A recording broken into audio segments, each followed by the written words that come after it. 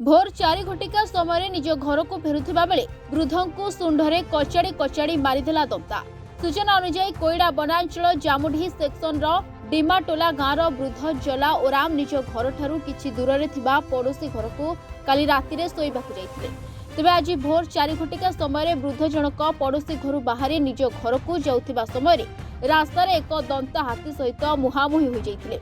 हाथी वृद्ध को निज शुंढ साहाय्य कचाड़ी कचाड़ी मारी देइथिला। खबर पाई के बलांग आईआईसी अशोक कुमार बेहेरा तांको टीम को सह घटनास्थल में पहुंचीथिबा बेले कोईडा रेंजर असित कुमार साहू तांको टीम को सहित घटनास्थल में पहुंची मृत व्यक्ति शव व्यवच्छेद निमंते लहुणीपड़ा डाक्तरखाना को पठाई तदंत आरंभ करिसेंति।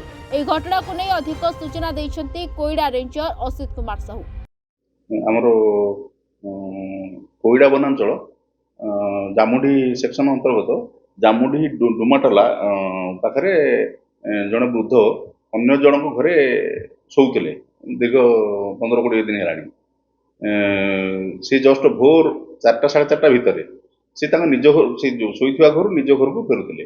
निज घर को फेरुला समय से हाथी सहित मुहांमुही होइछन, जहा फल से वृद्धा लोक 75 वर्ष वृद्धा लोक वयस्क लोक दौड़ी जापर ना, जहाँफल हाथी दौड़ी जाइला। हाँ, आमर डिपार्टमेंटर अनुकंप राशि अच्छी 10 लाख संपर्क को मिल बर्तमान आमर अल्प दिन भितर 10% तार 1 लाख टका मिल परवर्ती समय सब कागज पत्र बाकी 9 लाख मिल। कोईडारू नगेश चंद्र पाढ़ी रिपोर्टर्स टुडे।